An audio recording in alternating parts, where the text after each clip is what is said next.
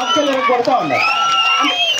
ఒక్క నిమిషం నేను ఇప్పుడు వారం రోజుల తర్వాత ఇంత జరిగిన తర్వాత నేను ఈరోజు చెప్తున్నాను, నాలాంటి ఒక బాధ్యత స్థానంలో ఉన్న ఒక ఎమ్మెల్యే ఆ రోజు ఆ విధంగా మాట్లాడటం తప్పు అని నేను సభాముఖంగా ఆ జర్నలిస్టులందరికీ క్షమాపణ చెప్తున్నాను. ఒక్క నిమిషం నేను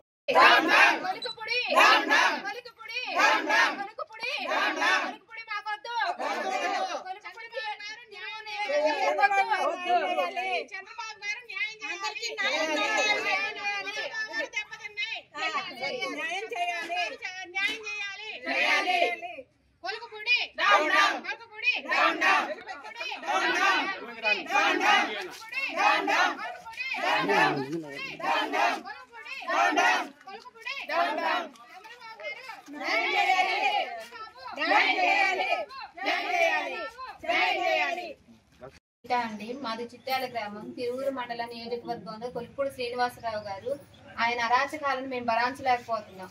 తుమ్మలపల్లి శ్రీనివాసరావు గారు మా సర్పంచ్.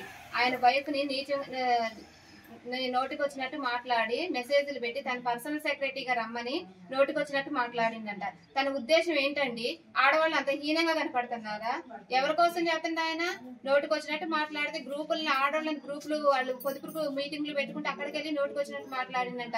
ఏ ఊరు వెళ్ళినా ఎక్కడున్నా సరే ఆడవాళ్ళని నోటికి వచ్చినట్టు మాట్లాడుతుందంట. ఆయనకి ఏముందని ఆయనకంత ఇదేంటండి?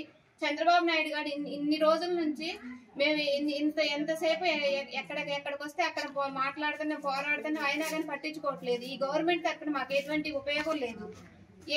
కొలిపూడి శ్రీనివాసరావు గారు సర్పంచ్ నోటికి వచ్చినట్టు మాట్లాడటం ఏంటండి? 10 సంవత్సరాల నుంచి మా సర్పంచ్ గారు మాకు ఏది వైసీపీ నాయకత్వంలో కూడా మమ్మల్ని కంటికి రెప్పలాగా చూసుకున్నారు. మాకు ఏ అవసరమైనా సరే, ఎన్ని ఇబ్బందులు వచ్చినా సరే, మాకు మా రోడ్లను కానీ ఏదైనా సరే ఆయన అన్ని దగ్గరుండి చేపించారు. అటువంటి ఆయన హింసపరచాల్సినంత అవసరం లేదు, నోటికి వచ్చినట్టు మాట్లాడాల్సినంత అవసరము లేదు. కొలిపూడి శ్రీనివాసరావు గారిని తీసేయాల్సిందే. ఆయన మాకు అవసరం లేదు. ఎమ్మెల్యేగా మాకు వద్దు. తిరువూరు నియోజకవర్గానికే వద్దండి.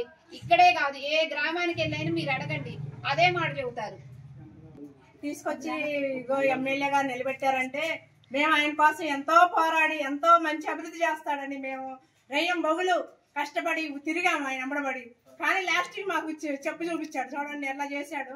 మా ప్రెసిడెంట్ గారిని వాళ్ళ భార్య గారిని ఆత్మహత్య చేసుకుని హాస్పిటల్ విజయవాడ తీసుకెళ్తే అక్కడ లాభం లేదంటే హైదరాబాద్ తీసుకెళ్లారు. ఇప్పుడు సీరియస్ గా ఉంది.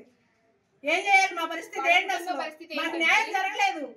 విజయవాడ దాకా వెళ్ళాము, మంగళగిరి వెళ్ళాము, అయినా న్యాయం జరగలేదు. చంద్రబాబు గారి దృష్టి తీసుకొని మాకు న్యాయం జరిపించి ఆ కొలిపూడి శ్రీనివాసరావు గారిని తీసేయాలి.